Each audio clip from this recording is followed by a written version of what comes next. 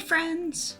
Today I'm going to be using the May Sheetload of Cards sketch from Call Me Crafty-O. These monthly sketches are great for using a paper that I haven't gotten around to using yet. Each sketch has the measurement for a sheetload or a single card.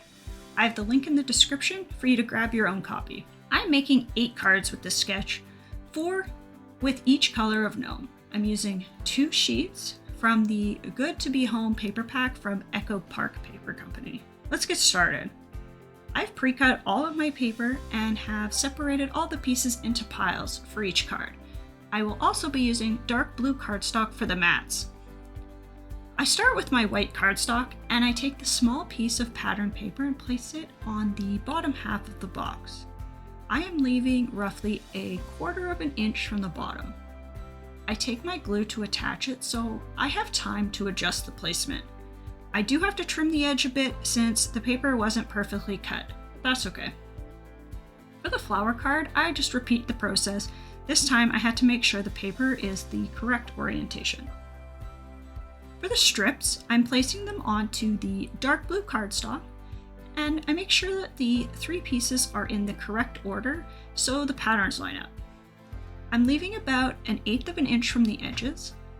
And for this one, I started on the outside and I placed the 3 in order, trying to keep the spacing even.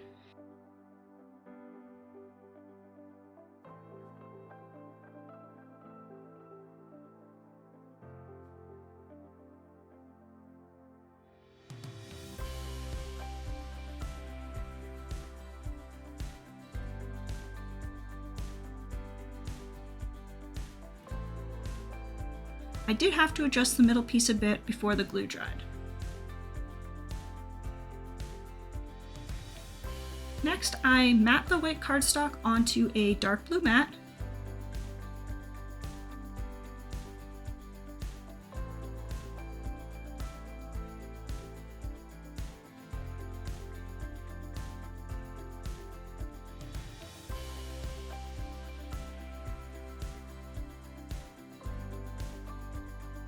The chevron pattern was harder to figure out which piece went where, but this time I glued the 2 outside pieces first before the center, which helped me line up everything better.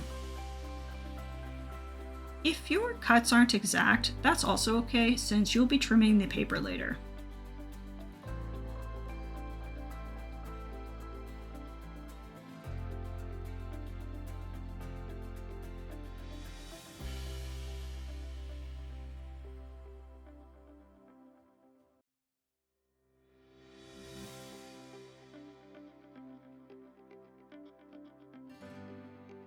I place the strips at an angle in the center of the largest piece of pattern paper.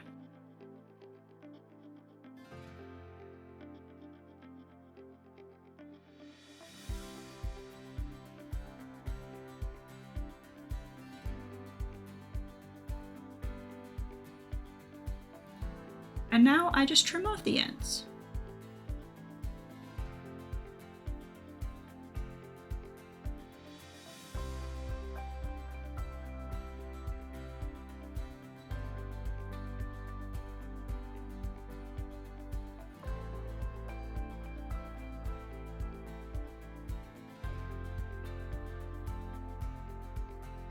Before I attach the small mat, I want to stamp the sentiment on, and this time I'm going to be using the Thanks Nomi stamp from the Gnome Drive collection from Spellbinders.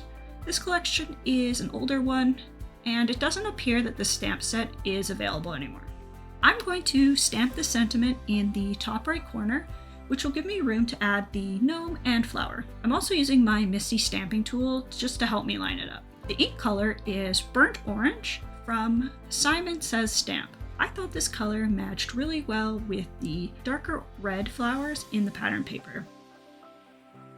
And this ink actually worked even better when I stamped it, since it only took 1 stamp and normally I have to do 2 or more ink applications. The gnome is from the Garden Buddies set from Spellbinders. And I think the gnome is the perfect size for the space that I have. Plus, the flower is a similar shape to some of the flowers in my paper. I like a die set I can use over and over again for different cards. I've pre-cut all the pieces. I start with gluing the beard on first, so I have it lined up with the guidelines for the hat. I use a bit of glue on the top edge of the beard and attach it to the face. Then a little glue on the forehead helps me place the gnome hat, and there's a guideline for that.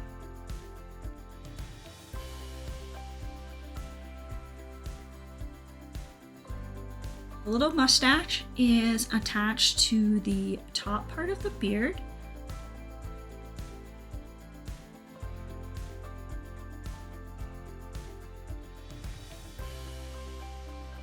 Working on the body, I place glue on most of the leg piece, attach it to the body, leaving a small amount of the feet showing. I then attach the head to the body by putting glue on the beard and lower part of the face. I want to make sure I don't cover the eyes at this time. I have some scrap black cardstock that I will be using for the eyes, and I just cut a small strip and glue it on the back of the head to cover up the eye slots.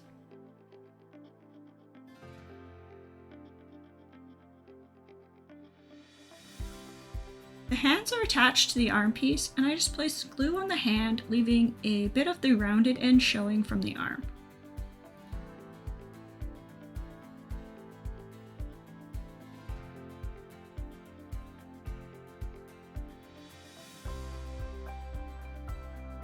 I then attach the arms to the body, and I have a slight angle from the body.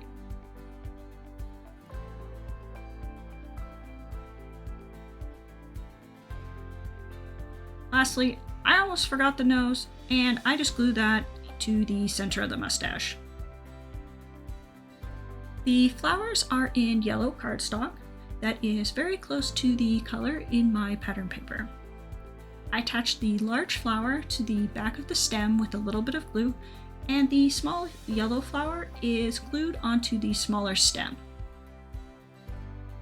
I repeated the process, swapping the blue and burnt orange for the other gnome.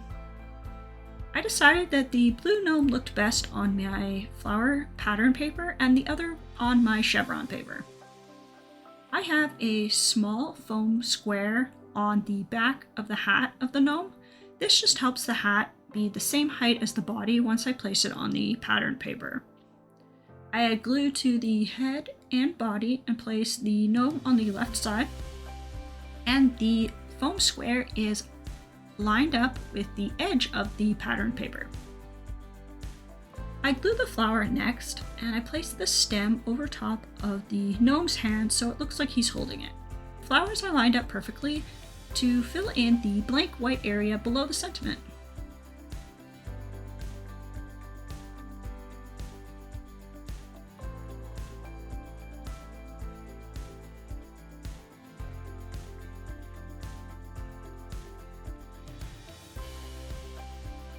I glue these completed mats to the center of the bigger mat, and the glue allowed me to adjust it.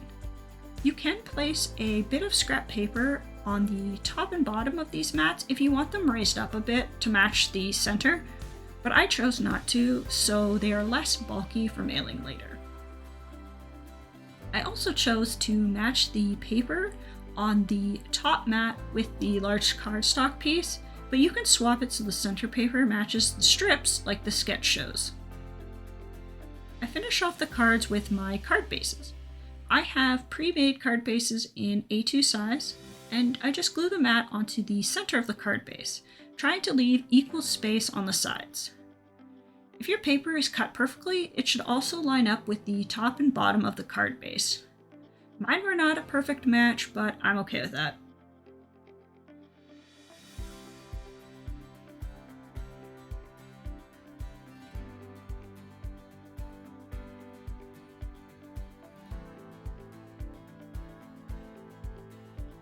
I made 8 cards, 4 with the blue gnome and 4 with the burnt orange gnome. I hope you enjoyed this video and have been inspired to use up that patterned paper you have. Thanks for watching. Bye!